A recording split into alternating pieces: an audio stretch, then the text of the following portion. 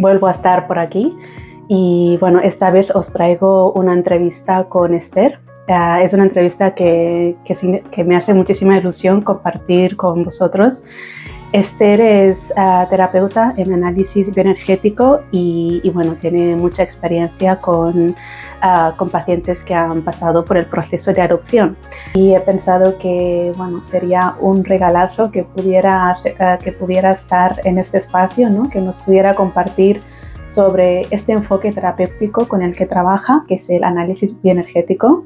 Se explicará de qué trata este enfoque y cómo desde esta mirada del análisis bioenergético podemos acompañar a los adoptados tanto en su proceso emocional y también en poder ayudarles o acompañarles a integrar su verdadera identidad. Tocamos otros temas también en el rato de la conversación.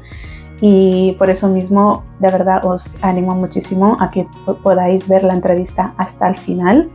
Y si durante la charla os surgen dudas, os surgen comentarios o queréis compartir alguna reflexión, os agradecería muchísimo que lo pudierais poner en los comentarios, porque este feedback a mí me ayuda muchísimo a ver cuáles son vuestros intereses. Y bueno, yo soy Sanait y te agradezco mucho que estés aquí y que formes parte del espacio. Hasta ahora. ¿Todo bien? ¿Verde? Verde. Vale. Bueno. ¡Clac! Toma uno. ¡Plaqueta! Ay. Te doy la gran bienvenida. Eres de las invitadas como más importantes a nivel personal, pero también para el proyecto, porque no es solo por lo que nos vas a compartir hoy, de tu experiencia con la adopción y de cómo es el trabajo como terapeuta en análisis bioenergético, que explicaremos de qué trata y cómo es ese trabajo, pero también por ofrecer este espacio. Es un espacio que te lo agradezco de corazón, justo lo que como me gusta a mí crear las entrevistas en un ambiente cálido, en un ambiente que dé tranquilidad y paz para tratar estos temas de la experiencia de la adopción, ¿no? Entonces, darte las gracias y la bienvenida. Y bueno, y darte las gracias a ti por contar conmigo y ya sabes que aquí siempre eres muy bienvenida y para mí también es más que un placer, es algo también emotivo para mí el poder estar conversando contigo después de tanto tiempo de conocernos, ¿no? Sí. Y en esta nueva etapa. Sí. Podríamos ya como dar inicio a la entrevista y me gustaría empezar con poner en contexto para explicar un poco de qué es el análisis bioenergético y el trabajo como terapeuta en análisis bioenergético. Si pudieras explicarnos un poco sobre esto. Muy bien, sobre todo también porque nos van a ver descalzas, ¿no? Con los pies en el suelo, que es uno de los elementos importantes también del análisis bioenergético. Es una terapia psicocorporal que surge para reducir mucho y hacer un poco una explicación más sintética, surge como una evolución del psicoanálisis, que surge, ¿no? del interés de Sigmund Freud, que era médico en Viena en el siglo XIX, y que se interesa por pacientes con sintomatología extraña, que no tiene explicación y que no tiene digamos, un origen debido a una enfermedad física. Entonces, ¿no? A partir del trabajo de Freud, ¿no? El descubrimiento del inconsciente como espacio de almacenaje de los recuerdos traumáticos, que es un almacenaje, pero no sería como un almacenaje estanco, ¿no? Que queda absolutamente cerrado a la conciencia, sino que puede aparecer, ¿no? En los sueños y en respuestas traumáticas, digamos, ¿no? Respuestas de un perfil de shock postraumático en los pacientes, ¿no? En las personas que acuden a terapia. Y bueno, hay muchas personas de la sociedad hoy en día. Entonces, hay una persona muy importante en lo que es la creación del análisis bioenergético, que es Wilhelm Reich, que como médico también y alumno de Freud y persona que también se psicoanaliza, está trabajando con los pacientes al estilo psicoanalítico, ¿no? Utilizando la hipnosis, la asociación libre de palabras, las técnicas que Freud y con las personas con quienes trabaja elaboran para poder acceder a ese inconsciente que aparece normalmente también en los sueños. Y él es una persona muy observadora y se da cuenta de que el cuerpo de los pacientes también le está diciendo algo. Primero, que los pacientes también en las sesiones introducen también elementos corporales en cuanto a sus sensaciones, ¿no? Hablan de su cuerpo, de sensaciones, y él también empieza a observar que en el cuerpo de los pacientes también empieza a intuir que hay una manifestación de ese trauma, ¿no? O de los traumas que haya pasado a esa persona. Entonces, empieza a investigar trabajando también con el cuerpo y ve que el resultado terapéutico es muy positivo, más rápido y que accede a informaciones que desde lo que sería solamente verbal cuesta llegar, porque a veces hay sensaciones que aparecen en la sesión terapéutica que es difícil incluso que el paciente tenga la posibilidad de ponerle palabras porque son sensaciones grabadas o en la memoria corporal que pueden ser de periodos previos a los 3 años, cuando no tenemos un lenguaje desarrollado con suficiente calidad como para poder expresar según qué tipo de cosas. Y además también porque la memoria ahora podríamos explicar, ¿no? Recuerdo cuando tenía 10 años tuve una bicicleta de color rojo.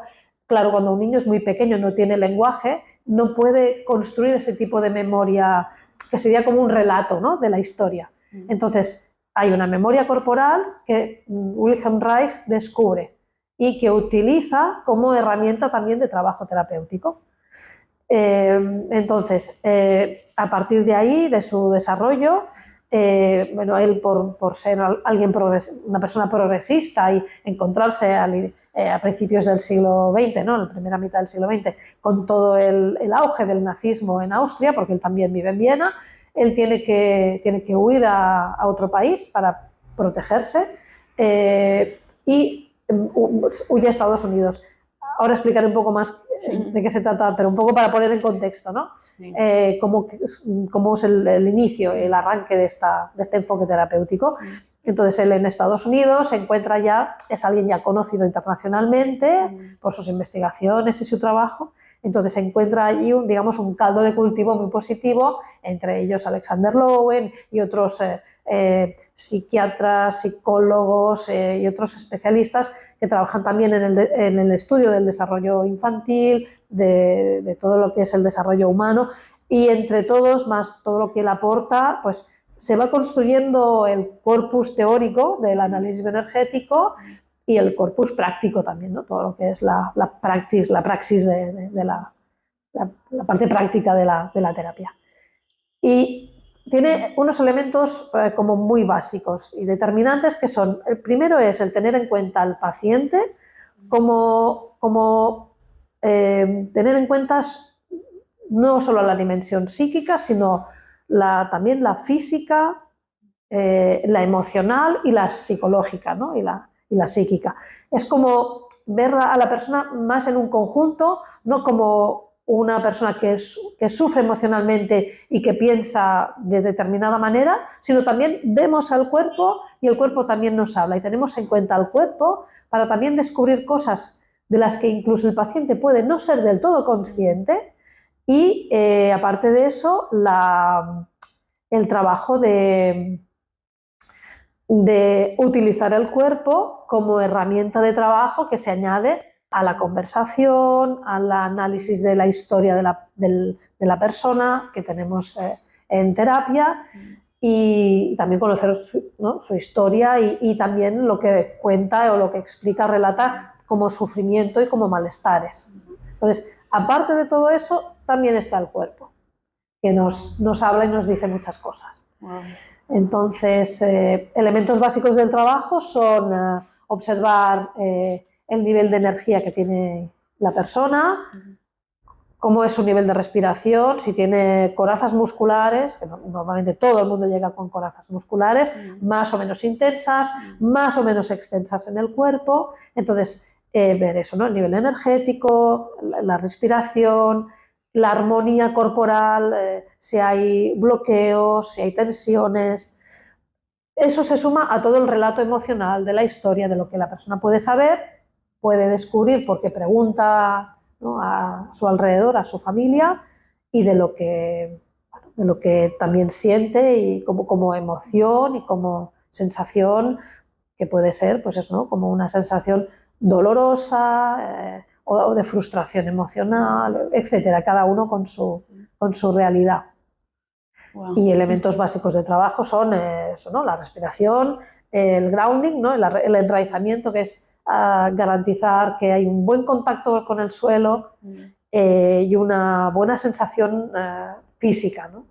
Porque siempre hay un elemento muy importante que siempre explico a los pacientes cuando vienen a terapia el primer día, y es que hay infinitas veces más conexiones neuronales que mandan información del cuerpo hacia la mente, hacia el cerebro, que no al revés. O sea, las órdenes que da el cerebro hacia el cuerpo son X, pero las informaciones que llegan del cuerpo, de todo el cuerpo, órganos, músculos, tejido conjuntivo, que llega al cerebro, es infinitamente mayor. Y esa información condiciona la manera de pensar. Entonces, como un ejemplo, ya termino aquí para no extenderme demasiado. Si cuando estamos de pie o estamos ¿no?, con los pies apoyados en el suelo, si hay mucha tensión en la planta de los pies y en las piernas, ese apoyo no va a ser de calidad. Tendremos los pies sobre el suelo, pero no tendremos una sensación de estar apoyados. Sería algo así como, imaginemos que nuestra piel es un traje de neopreno de un submarinista y que el submarinista no ha acabado de poner los pies dentro del neopreno. Es como cuando nos ponemos los guantes en invierno. Tienes que estirar el guante para que los dedos lleguen a la punta del guante. Y sería algo así como tener una carcasa exterior, pero no habitarla totalmente. Entonces, esa sería una imagen así como global y rápida de lo que sería el trabajo en análisis bioenergético. Wow, muchísimas gracias por hacerlo así de detallado dentro de la explicación, porque muchas veces crea confusión, crea dudas de cómo es este enfoque terapéutico, ¿no? Porque se confunden quizás con otros trabajos psicocorporales. No es algo como alternativo de aquello que no tiene una base también psicológica científica, perdona. Entonces, sí, de hecho se inició en los años 50. Evidentemente ha evolucionado, ha incorporado la teoría del apego, toda la teoría sobre el sistema polivagal, y eso, digamos, ya eran elementos que pues, se podían tener más o menos en cuenta, pero toda esa información ha hecho como... Y todos los estudios también sobre neurociencias han ido confirmando las hipótesis de trabajo y haciendo que la herramienta todavía sea más rica, ¿no? Entonces, a partir de esos inicios, pues eso ha hecho una evolución y existe, bueno, también hay un instituto internacional, por si alguien tiene interés en buscar información, es en inglés, pero bueno, es el Instituto Internacional para el Análisis Bioenergético, que es International Institute for Bioenergetic Analysis. Entonces, es una organización internacional que tiene su cuadro de formadores a nivel internacional para garantizar también, ¿no?, una praxis, ¿no?, una manera de trabajar común a todos los analistas bioenergéticos que existen en el mundo, ¿no? Excepto en el continente africano, ahora existe en los otros 4 continentes. Eso que has explicado, el cómo observa el terapeuta al cliente es como para mí muy rica, pero a la vez también puede imponer, ¿no? Porque es como que te puedes sentir visto. Es una mirada la del terapeuta en análisis bioenergético, también lo hablo por experiencia, en la que no puedes huir de muchas cosas, ¿no? Porque tiene todos estos matices, toda esta riqueza de conocimiento y de observación que es brutal. Bueno, sí. me gustaría saber un poco de cuál ha sido tu experiencia, cuál es tu experiencia con los adoptados en concreto. De hecho, va muy bien que hayas hecho este apunte sobre la cuestión del ser visto, ¿no? como un ser humano completo, ¿no? Y cuál es mi experiencia con personas que han pasado por el proceso de adopción, porque justamente para garantizar el proceso terapéutico, para que el proceso terapéutico llegue a buen fin y para que sea realmente reparador y transformador, ¿no? Reparador del trauma y transformador. Podríamos estar hablando horas de todo, pero como para sintetizar, un elemento importantísimo para mí es como la llave de entrada o la apertura de la puerta es el trabajo vincular, ¿no? La predisposición del terapeuta para generar un vínculo de apego seguro con el paciente. ¿Vale? Que el paciente poco a poco vaya sintiendo que la persona que tiene delante, que se ha ofrecido de ayudarla y que es el profesional a quien está remunerando para que le ayude, es alguien que más allá de esta función profesional tiene una disponibilidad y una disposición para vincularse, no solo como un profesional tecnológico que analiza, sino que hay un ser humano al otro lado, ¿no? Que en la otra silla, enfrente, hay un ser humano que además es un profesional, pero sobre todo un ser humano.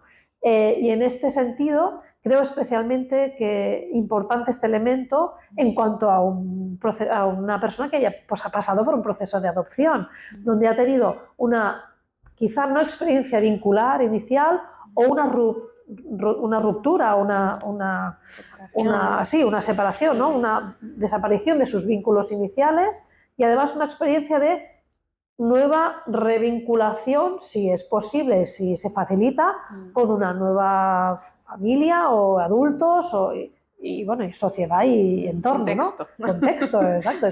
Es algo brutal, diría la palabra brutal, para que además cuando además hablamos de niños y niños que pueden ser muy pequeños, se encuentran en un cambio y además solos, ¿no? Que hay algún referente que acompañe, pero es algo, porque en el fondo, ¿no? Depende de qué edades, no hay una conciencia real de a dónde va uno, ¿no? Y la distancia, y si no hay conciencia ni de qué es el planeta Tierra, ¿no? Entonces, cambios culturales, cambios sociales, de lengua. Entonces, para mí es con todos los pacientes, pero diríamos que en el caso de personas que han pasado una adopción, que tienen esa doble posible experiencia negativa, ¿no? A nivel de vinculación, para mí es especialmente como sensible. Entonces, sí, ¿no? Tengo experiencia con diversas personas que han pasado por el proceso de adopción y siempre hay una historia previa que es determinante de cada una de ellas y luego también la realidad del entorno, ¿no? en el que se han encontrado, ¿no? inscritos, ¿no? Como una segunda parte de sus vidas y que también es determinante a nivel psicoemocional, ¿no? No es un espacio neutro. Hay personas adultas con sus características, sus dinámicas emocionales, mentales, códigos, estructuras, encuadres que también son un espacio nuevo para ese niño, esa niña, y que también le suponen un proceso de adaptación, ¿no? Yo diría que incluso hay como 3 procesos, ¿no? La adaptación a la familia de origen, si luego ha habido una familia de acogida en el país de origen, otra adaptación, si ha habido una institución, otra adaptación, ¿no? Un paso por una institución y después a la llegada aquí. O sea, puede haber habido 4, 5, 6 o más, incluso, ¿no? Procesos de adaptación, y es como exigir sobre todo cuando los espacios que acogen a ese niño o esa niña quizá tampoco están suficientemente preparados por falta de información, por sus propias... Yo siempre digo, en general no hay personas con mala intención, pero puede haber un desconocimiento, también una experiencia previa, igual que con mis pacientes que han vivido siempre con su familia y no han cambiado nunca y han nacido aquí o a unos kilómetros de aquí, pero con la misma familia. La manera de trabajar es la misma, porque podríamos decir que en el caso de la adopción puede haber dos experiencias traumáticas incluso, ¿no? Dos o más experiencias traumáticas a nivel vincular con los pacientes que son hijos viven con sus padres, o han vivido con sus padres. También existe, o sea, quizá no una repetición, pero sí. Y al final lo que observo también es que las heridas son muy similares. Incluso a nivel de intensidad podemos encontrar, ¿no? Los colegas que trabajamos en este ámbito, podemos encontrar personas que han vivido toda su vida con su familia y que no se han movido de un lugar con un estrés postraumático muy grande. Entonces, bueno, también ahí en los y las personas que habéis pasado por la adopción, también ahí se pone en marcha también la resiliencia, también es como algo como que casi que uno se autoexige, ¿no? de adaptación, readaptación, superación. Entonces, bueno, un trabajo muy arduo, diría. Sí, de muy largo camino. Sí. Pues, al menos cuando yo llegué a la consulta, ¿cómo podía ser posible que no tuviera conciencia de mi propia experiencia de adopción, ¿no? Es como eso que se dice de que algunos hacemos esta experiencia o emoción de borrar y hacer una cuenta nueva en el nuevo contexto, ¿no? Entonces, eso en la consulta tú lo detectas como que no tenemos o no tienen como conciencia de hasta dónde han llegado y de dónde vienen. Y de lo que puede haber supuesto, ¿no? También todo el proceso. Como ese proceso tan importante de gran cambio puede haber tenido consecuencias a lo que ahora pasa en el presente, ¿no? En mi caso yo no llegué más adelante a comprender o a observar que quizás había algo antes de lo que ahora quería tratar, ¿no? Porque yo buscaba como que quería un orden en la vida, quería, como en el presente que tenía, quería como entender, pero sobre todo poner orden. Como funcionar bien, ¿no? Sí. Algo así como funcionar bien en el día a día, ¿no? Pero nunca lo llegué a asociar a que pudiera algo que ver con esa experiencia y como eso he ido arrastrando hasta encontrarme quizás sin respuestas o con muchas dudas. Sí. Eso como... Hay una... Así como a nivel previo y así como a nivel, digamos, de discurso popular, digamos, ¿no? Hay también como una especie de creencia de como que los niños, bueno, lo que le ocurre lo va a olvidar. Porque como se va a hacer mayor y quedará muy lejos. Y bueno, como es muy pequeño, primero no se entera, o se entera menos, o lo va a olvidar. Por lo que te decía también de esta memoria preverbal, ¿no? Hasta los 3 años. Como que no hay discurso, entonces, claro, pero se queda todo grabado en el cuerpo. O sea, una emoción intensa tiene un impacto, pero si después hay una resolución o hay una acogida, pues es intensa, negativa. Y hay una acogida y hay una reparación, igual que un niño cuando se cae, si hace daño, vamos y le abrazamos y le tocamos si se ha dado un golpe en la rodilla y intentamos que ese dolor lo pase, lo viva, lo integre y que encuentre como un consuelo, ¿no? A ese dolor, a igual esa frustración de que se ha caído con la bicicleta y le ha hecho sentir mal, ¿no? Esa parte de consuelo, si existe, hace que pongo este trauma así sencillo de caída como algo básico, pero para que se entienda el mecanismo. Si hay ese consuelo y esa reparación y ese no, está todo bien, te duele, ¿verdad? Y hay un reconocimiento del sufrimiento de ese momento del niño. El niño después ya está, supera esa situación y continúa hacia adelante.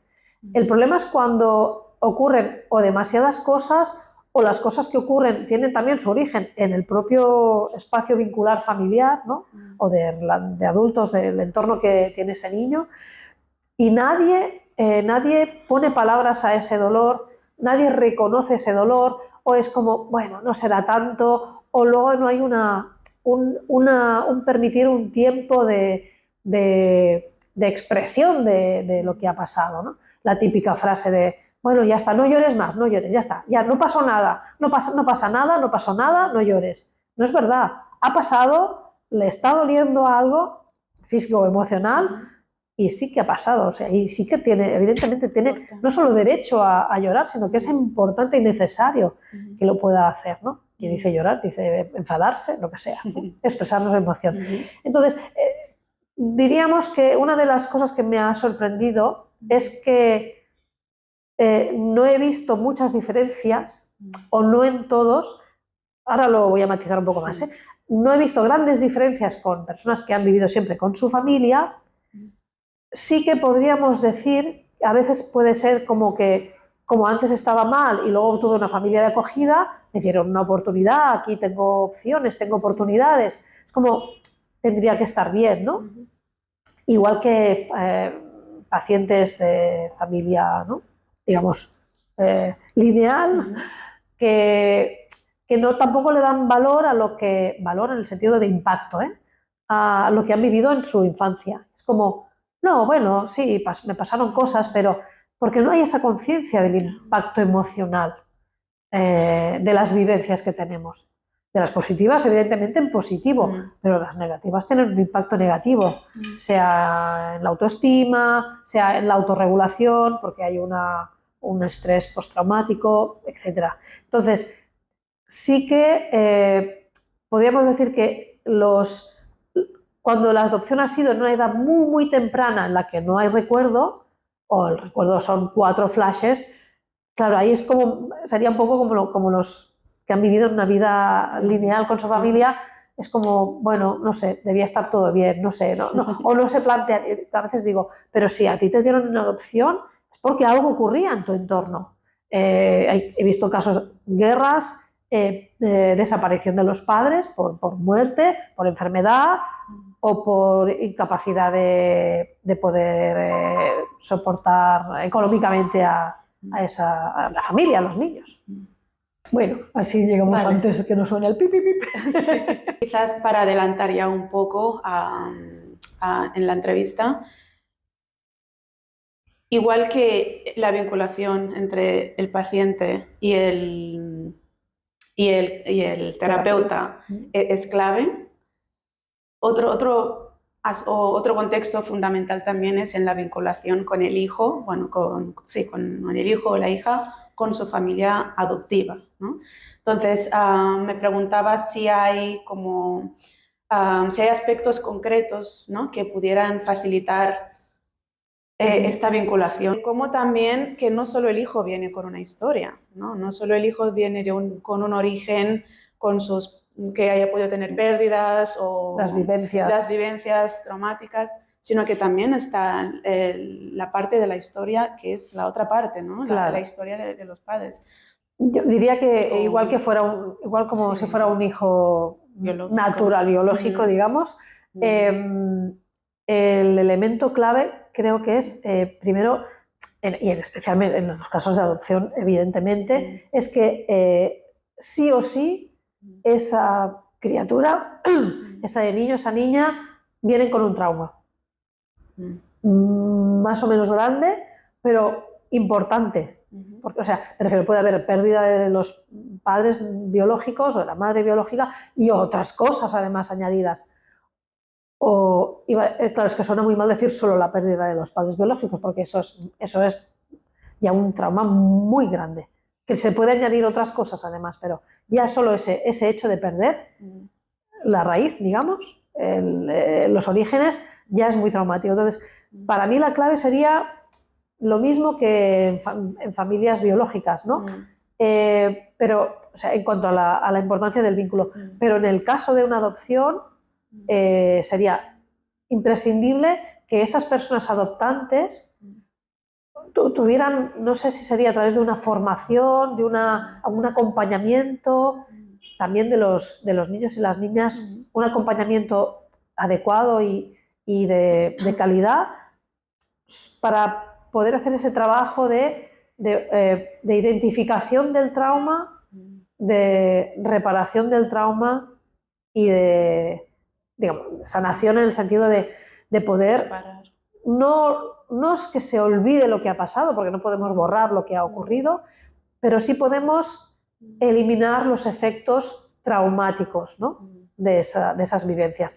Y intuyo, no sé en la actualidad si se está trabajando mejor, pero mi intuición es que no ha habido un suficiente acompañamiento, porque muchas veces ha habido personas, ¿no? Europeas o del primer mundo que han tenido la voluntad de acompañar, ayudar y poder como rescatar, ¿no? Niños y niñas de otros países y del propio país. Pero creo que falta en general toda la población, pero en estos casos es como, yo diría, urgente o imprescindible que haya un trabajo de conciencia, de concienciación de estas personas adultas que van a dar ese paso, y ya cuando el niño o la niña están aquí o ya forman parte de su familia, de su núcleo familiar, un trabajo de seguimiento para darles también herramientas y que puedan entender las respuestas de los niños, de las niñas, porque todos los que habéis trabajado, ¿no? en terapia conmigo, cada uno ha tenido sus estrategias, ¿no? Hay algunas cosas que son similares, que se repiten, pero sería importante que hubiera esa conciencia. Ojalá fuera toda la sociedad que la tuviera. Pero en estos casos sería como imprescindible para no retraumatizar, que este es el caso, ¿no? La segunda oportunidad que puede retraumatizar. Que el comportamiento de los padres o la mayor o menor capacidad de ver qué le pasa a ese niño, a esa niña, de capacidad de vincular, la capacidad de empatizar, de cómo funcionan sus neuronas espejo, que es la capacidad empática, está también condicionada por sus experiencias vitales como hijos e hijas. Entonces, creo que a veces el acompañamiento no sería solo a un nivel, digamos, como de orientación, sino yo creo que a veces también, o muchas veces, haría falta como en tantas personas en la sociedad, haría falta un trabajo propio de terapia para estar mejor con uno mismo o una misma, para acoger mejor. Claro. Como los padres biológicos, para mí sería exactamente igual. Exacto. Hay como escuelas para aprender a conducir, ¿no? Y uno se saca el carnet, la licencia de conducción, pero a nivel emocional falta mucho trabajo en la sociedad para que haya realmente una conciencia del impacto que tiene, sobre todo en los 3 primeros años de vida y los 6 y los 12, pero claro, cuanto más al inicio, más, digamos, en construcción básica está ese ser humano, y ahí los impactos son más intensos. Lo recomendaría para toda la sociedad, pero especialmente en estos casos, porque ya habéis tenido una situación traumática. Evitemos que haya una segunda situación y que os puedan acompañar lo mejor posible, porque muchas veces desde las propias personas adoptantes hay esa voluntad, ¿no? Pues que sientan que tienen las herramientas adecuadas. Algo que consideres que un terapeuta que tenga que tener en cuenta o prestar atención cuando tiene un paciente adoptado. Casi sería un poco una síntesis de lo que hemos hablado hasta ahora, ¿no? El tener en cuenta que hay una historia previa que puede ser muy traumática, tener en cuenta cómo es la actitud de los padres adoptantes, padres, madres, sea la estructura que sea, igual que en una familia biológica, digamos, tener en cuenta esas actitudes, el perfil de las personas adoptantes, y también acompañar a los pacientes, ¿no? A poderse reivindicar desde su identidad, desde su historia y como seres humanos libres, ¿no? Y de poder, o sea, y no tener, sobre todo también a veces liberar de la sensación de deuda que hay también en algunos casos hacia las personas adoptantes, ¿no? Entonces, no sois una mercancía, sois seres humanos que habéis tenido una vida y unas circunstancias y unos contextos y unos sistemas que os han llevado a ser personas adoptadas, pero sobre todo la dignidad, la autoestima, el amor propio y sobre todo la reivindicación de quiénes sois, de que podéis ser personas como, no sé cómo decir algo, múltiples, podéis convertir en alguien múltiple porque hay dos culturas que os han construido también, ¿no? Reivindicar eso. ¿Y qué es lo que más les resiste o les cuesta como cuando están en el momento de crear o de construir su identidad? ¿Que hay alguna resistencia que experimenten para acabar ¿no? de sentir esta dignidad, este derecho a ser quienes son? La experiencia traumática va justo en contra de la, digamos, de la conciencia del yo, ¿no? De la conciencia del self, ¿no? Se llama en inglés. Entonces, ante la situación traumática, uno busca adaptarse para sobrevivir, porque estamos programados para sobrevivir, ¿no? Como seres vivos, animales, mamíferos y además humanos, ¿no? Entonces, toda esa realidad traumática va contra la experiencia y la expresión del yo, digamos, total, ¿no? Porque ha habido trabas, ha habido circunstancias que han impedido esa conexión con el yo total, por decirlo de alguna manera, que nos entendamos todos, ¿no? Y todas. Entonces, eso también tiene un impacto, ¿no? Incluso a la hora de aceptar orígenes, aceptar historias sería como la terapia puede ayudar a completar esa construcción del yo, ¿no? Que habría quedado afectada por todas las experiencias traumáticas, incluso previas, aunque la adopción vaya muy bien, ¿no? Previas, ¿no? Si la adopción es muy positiva a nivel vincular, ahí se pueden reparar muchas cosas, sobre todo antes de los 12 años. Y de los 12 a los 18 también. Mira. O sea que bueno saberlo. Claro. Hay esperanza. Totalmente. Hay opciones, acompañamientos y también siento como que cada vez hay un poco más de conciencia sobre esto. No sé si hay algo que quisieras compartir respecto a toda tu experiencia con las personas adoptadas, pero también con familias que tienen hijos adoptados. Yo diría que estoy muy agradecida de haber tenido la oportunidad de contactar con esta realidad humana y que se aprende mucho también, ¿no? También se aprende mucho de todos los pacientes, pero en vuestro caso, que son historias a veces con una complejidad muy grande, yo diría que lo que más me sorprende es la capacidad de la vida, ¿no? de la vida del ser humano, la fuerza por vivir y por estar y por ser, lo fuerte que puede llegar a ser, ¿no? La resistencia y la capacidad de resiliencia. Muchas veces, aunque conozco centenares de historias, pero no deja de impactarme cada vez que escucho una historia de alguien que ha pasado por unas circunstancias muy duras y cómo sigue aquí y hay esa fuerza y esa luz, ¿no? de continuar y de buscar salidas y espero que cada vez sean menos las personas que no encuentran esa salida, que no encuentran esa luz al final del túnel, ¿no? Porque no ha habido algo o alguien a su alrededor que le haya enseñado que hay un faro, ¿no? donde un camino a seguir. Para mí sería lo que más tendríamos que echarnos en cara como sociedad, que haya personas que sientan que la vida pierde el sentido, ¿no? Cualquiera de las circunstancias. Así que ese para mí sería el reto, humanizar todavía más la sociedad, porque la empatía y la asertividad son el motor de la vida, y de la vida y del bienestar, ¿no? Y de la paz y la alegría y de la felicidad. Bueno, qué bueno. Bueno, muchísimas gracias, Esther. A ti.